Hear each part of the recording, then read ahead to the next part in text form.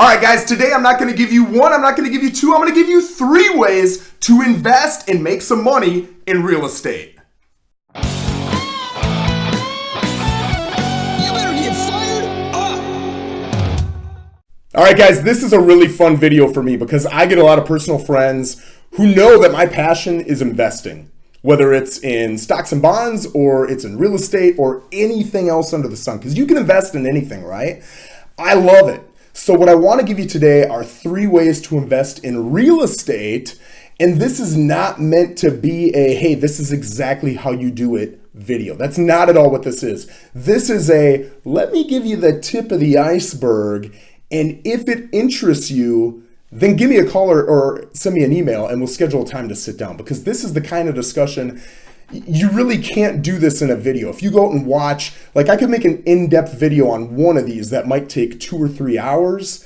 That might give you enough info to get going, but still you're gonna want the interaction, you're gonna want the engagement, you're gonna have questions, and you're gonna want them answered to understand some of the points that I'd be going over, right? So I really push anybody who's interested in this stuff to let this be kind of a step one. But when you want to take that next step, whether it's me or any other realtor, really sit down and talk to them, right? Whether it's over the phone or in person, whatever it is, to get more knowledge on this. But this is a phenomenal topic that offers you a lot of different opportunities for investing. So let's get into it. The first of 3 ways that you can invest in real estate is to buy a property and then rent it out, okay? So you're gonna buy the property, you're gonna rent it out to somebody who's gonna pay you rent every month. You're looking at 2 big numbers. The first number is your cash flow. Cash flow is simply how much am I putting out every month versus what am I getting in? And hopefully that's a positive number and we can call it cash flow, right? So as an example, let's say we purchase a $250,000 home. I'm putting $100,000 down and $150,000 of that is mortgage, right? So it's a 60-40 mortgage to personal funds. If I have a $150,000 mortgage, I'm just guessing that's gonna, with principal, interest, taxes, and insurance, it's gonna cost me about, I don't know, $1,100, $1,200, let's say $1,200.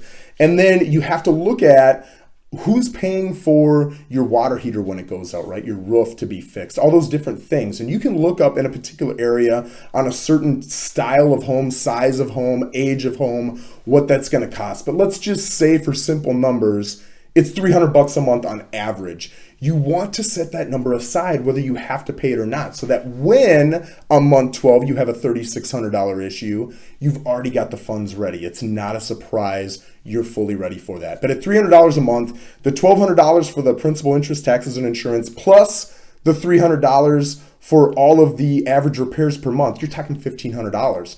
So if you go out and you can find that that home can be rented for $1,800, you have a positive cash flow of $300 a month. That's a good thing, right? Now we can argue about what a good cash flow number is, right? Is $50 a good number? And we can argue about those numbers all day long. But really what I want you to understand in this video is just what cash flow is. The second number on a rental that you're looking at is what is your ROI, your return on investment. So if you're gonna buy that same $250,000 home, you're putting $100,000 of your own money down and you're making $300 a month.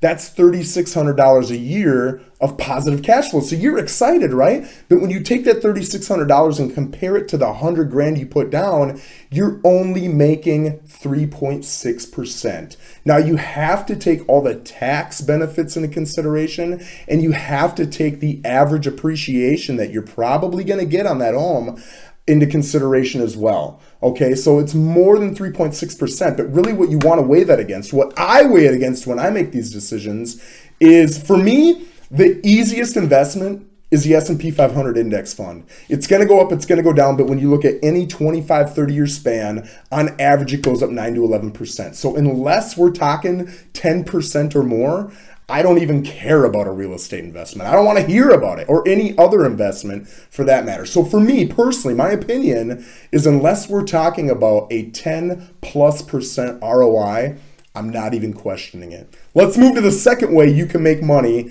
in real estate, and that's flipping. Okay, so with flipping, really, now everybody's watched HGTV, so like, oh, you just go buy a house for 150, you sell it for 2, it's a piece of cake. Okay, right? Like that little process sounds like a piece of cake, but you have to look at the home as a finished product, because when you see it, there's a lot that has to be done. You're going to redo maybe the paint, maybe the carpet, maybe the kitchen, the countertops, the cabinets, the plumbing, the electrical, the roof, whatever it is. You want to look at what that end product's going to look like and do a market analysis on that property as a finished product. Now, if you can do a market analysis, sweet. If you can't, a lot of these flippers who do 1, 2, 3 homes a month, they've got realtors that they've hired to do this stuff for them nonstop, right? So you get that market analysis and you say, okay, this property I'm looking at, like, don't even look at the asking price, is $300,000. I know I can sell this for $300,000. To get it sold, it's going to cost me a commission plus all these fees, everything else. So once all of that is gone, let's just say that's 10%, I'm down to $270. Then to get the kitchen done and the countertops done and the flooring done and this done and that done, it's going to cost me another $30,000. Well, now I'm down to $240. I have to make, because this whole project's going to take me about a month, and I have to make whatever you have to make, $25,000 a month if that's your goal, right? You want to make 300 grand a year. If you got to make 25 grand a month, then you want to buy that property at 215. So you put the offer in at 215 and you explain to them in the offer, this is exactly the math I'm figuring. So when you come back and say, I can't sell it at 215, I'll sell it at 250, I break even at 240. So I'm losing 10 grand at 250. So no, it's not even a consideration. And yes, you do have to put in a boatload of offers generally to get something accepted, but that is how the flipping happens. And then you have to look into, are you doing the flipping? If you're doing the actual work, who's out finding the next deal?